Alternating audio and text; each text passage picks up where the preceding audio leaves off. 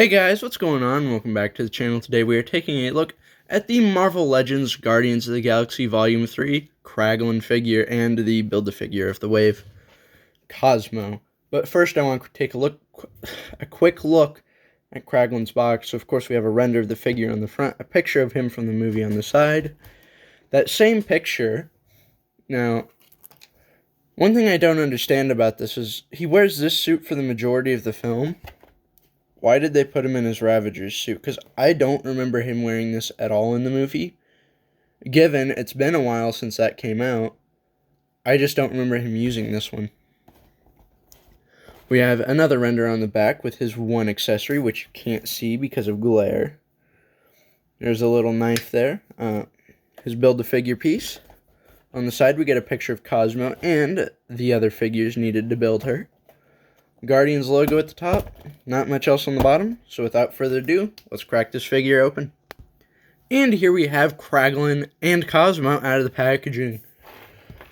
And I gotta say, this figure's too big. Yeah, if you compare Cosmo here, yeah, she's massive. I don't know why.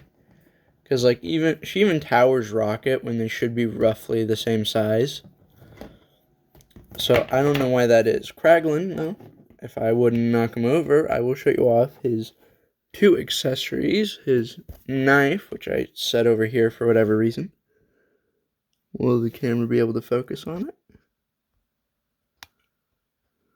No, it won't. Try. If I clear what's behind. There we go. So as you can see here, it's pretty basic, but, you know, at least they colored the hilt, I guess.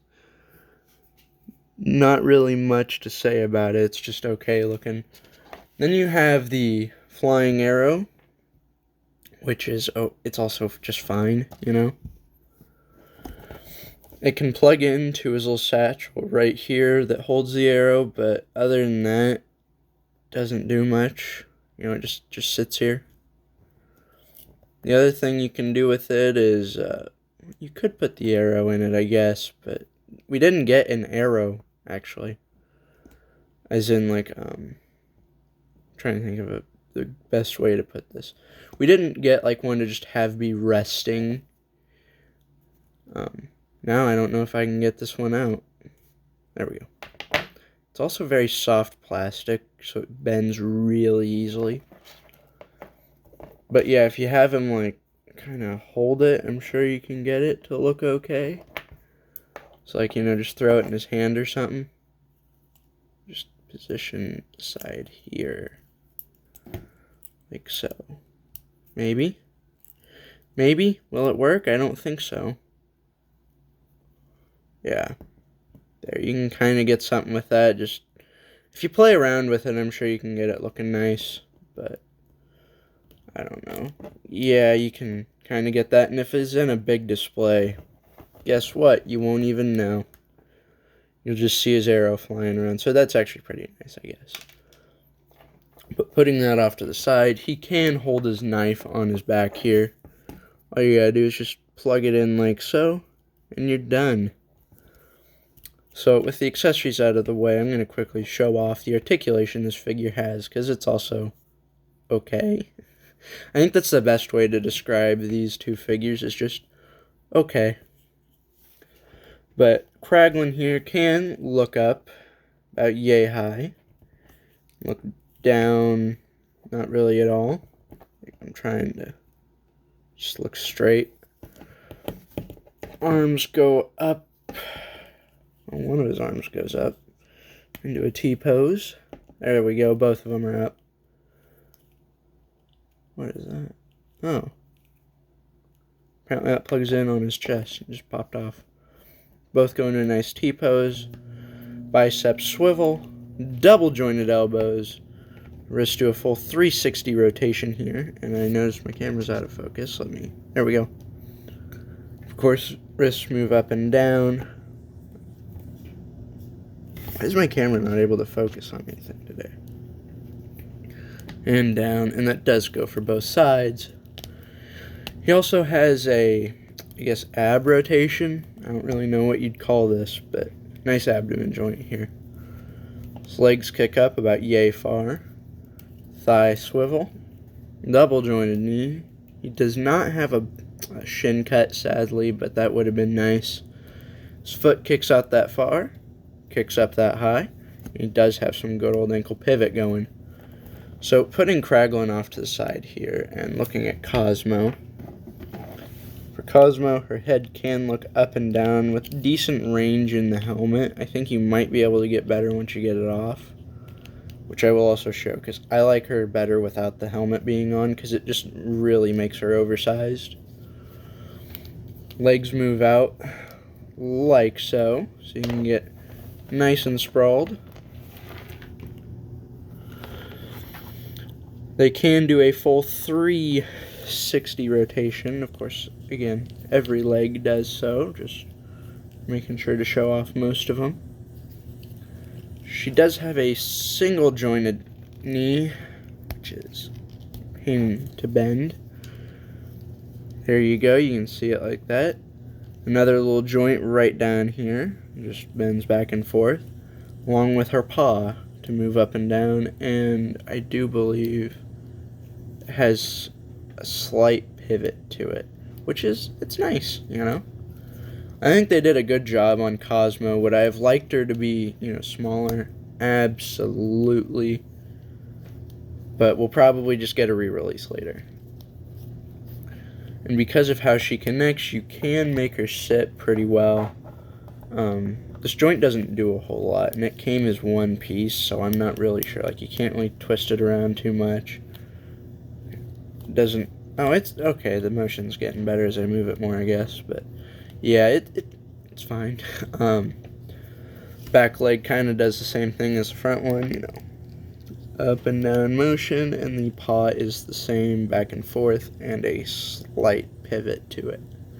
Then the tail also does full 360 rotation and then just moves up and down, or if you want to have her wagging side to side.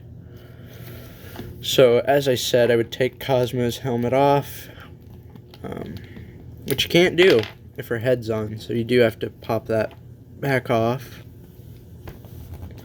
which is just a pain to do.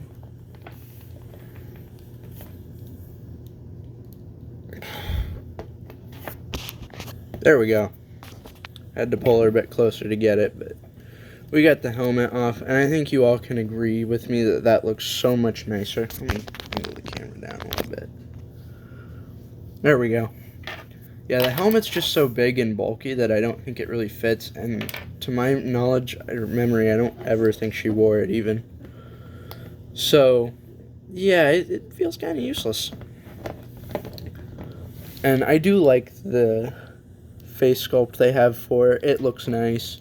Now all I need is a Lucky the dog from Hawkeye, or even just like for the movie specific, but even if it was just for comics, that'd be nice.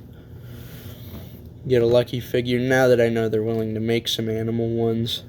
It's nice, it's got good sculpt on it. It's all, of course, original. You can get little... Like, it looks nice, but it is a little too big to get it to look that nice, so it does have to have a few points taken away. I'm looking back at Kraglin here. Let me move him in a little bit closer. One thing I don't like about my light is how my camera picks it up is it just becomes blinding whenever I put it on something, just even skin tone. But it definitely does not come through near as nicely on camera as it does in person for how good the likeness is to Sean Gunn. It's much better when you actually have the figure, so do be aware of that. The camera does not do it justice. But even just looking at the detailing on the figure, it's all pretty nice, and his satchel popped out yet again. Dang it. Then you got the Ravager logo imprinted there. All kinds of stuff. It's nice looking. It's a good figure. But with all that out of the way, let me grab a tape measure and we will compare them to the rest of the figures in the wave, which I should have out by now. Alright, so taking a look at Kraglin, going from the top of his fin, he stands roughly 7 inches tall. And looking at Cosmo, going from the top of her head, trying to get level with it, just over 3 1/4 inch. So not too bad. Probably should be closer to like 3 inches tall. So quickly putting these guys next to each other, here we have them next to the rest of the Guardians from the wave. And I am counting Groot as part of it because it released at the same time. He was just a deluxe figure. He's counting as part of the wave in my opinion. And of course there's one last figure to add to it. We have Adam Warlock. And I think all these figures scale pretty nicely outside of Cosmo. But if we quickly line these figures up, I'll give you my ranking from best or worst to best of this wave.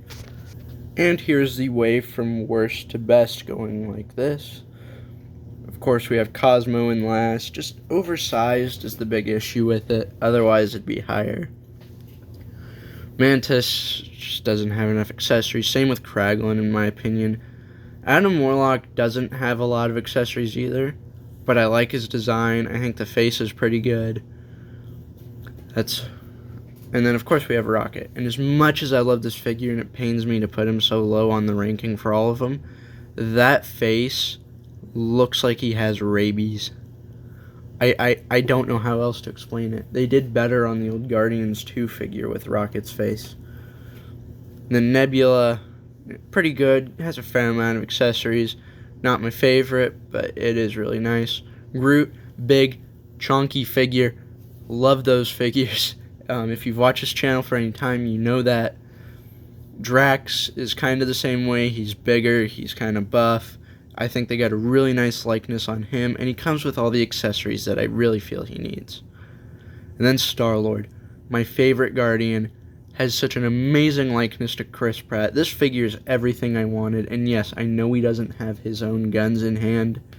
I gave him the Guardians 2 ones, which is fine by me. Overall, the figure's still great, still worth it, even if he had his original ones. I just want him to look more accurate on my shelf. So, with all that said and done, thank you for watching, guys. I hope I can see you with the next one. And, wait, hold on. Messed up my own outro. See you later.